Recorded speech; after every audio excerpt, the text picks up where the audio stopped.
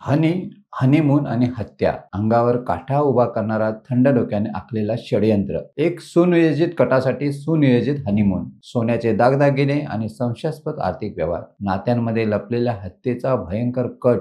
राजा रघुवंशी आणि पत्नी सोनम रघुवंशी मध्ये नेमकं काय घडलं? हा हनीमून होता की क्रूर हत्येचं षडयंत्र? काय आहे ही थरारक कहाणी?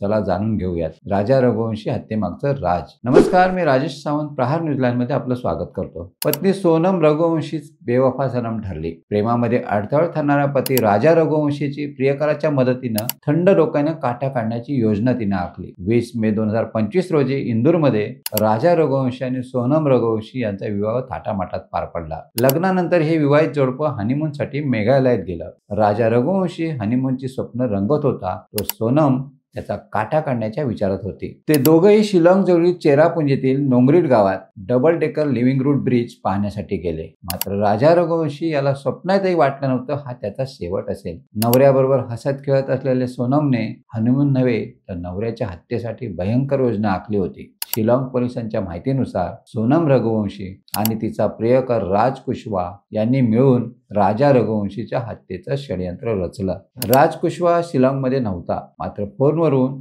तो कॉन्ट्रॅक्ट किलरच्या संपर्कात होता. राजाला संपवण्यासाठी त्यांनी 3 कॉन्ट्रॅक्ट किलर्सची मदत घेतली होती. आकाश, विशाल आणि आनंद हे तिन्ही कॉन्ट्रॅक्ट किलर चेरापुंजीत दाखल झाले. सोनमने जाणीवपूर्वक राजाला एका सुमसाम रस्त्यावर नेलं. तिथे या तिघांनी मिळून राजा रघुवंशीवर हल्ला केला आणि त्याची निर्घृण हत्या केली. राजाचा काठा काढला. हत्येनंतर सोनम आणि तिन्ही किलर शिलाँगहून गुवाहाटीला पळाले. एक दिवस त्यांनी गुवाहाटीलाच काढला. त्यानंतर सर्वजण वेगवेगळ्या मार्गाने पसार झाले. मात्र सोनम जिवंत असल्याची आणि राजा रघुवंशीच्या कटात तिचा हात असल्याची पोलिसांना शंका आली. सोनमच्या फोन कॉल डिटेल्समधून धक्कादायक खुलासा समोर आला. ती राज कुशवाशी सतत संपर्कात होती. दोघांचे प्रेम संबंध होते आणि राजा रघुवंशी हा त्यांच्या मार्गातला अडथळा होता. पोलिसांनी सीसीटीव्ही फुटेज पाहिलं आणि सनम बेवफा असलेल्या सोनम आणि तिचा प्रियकर राज कुशवा यांनी आखलेल्या हत्येचा पर्दाफाश केला. हत्येच्या 17 दिवसानंतर 2 जून 2025 रोजी राजा रघुवंशीचा मृतदेह शिलाँग जवळ सापडला.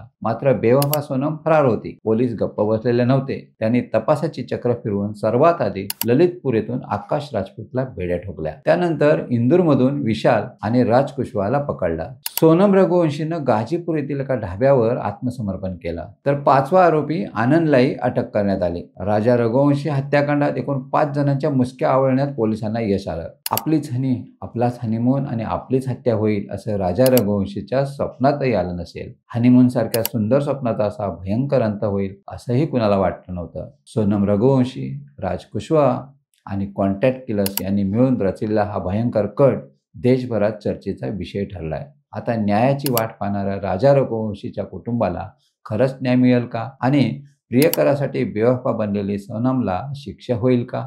हे पाहणं महत्त्वाचं ठरणार आहे. अंगावर काटा आणणारी थरारक कहाणी अजून संपलेली नाही. जर सोनमचं राजकुशावर एवढं प्रेम होतं तर निष्पाप राजा रघुवंशीचा जीव घ्यायची गरज नव्हती. राजा रघुवंशीला लग्नापूर्वीच कल्पना दिली असती तर एक जीव वाचला असता आणि थरारक हत्याकांड घडलंच नसतं. तुम्हाला काय वाटतं? कमेंट्समध्ये नक्की कळवा आणि अशाच नवनवीन व्हिडिओ पाहण्यासाठी प्रहार न्यूझीलँड चॅनलला लाईक, शेअर आणि सबस्क्राईब करायला विसरू नका. धन्यवाद.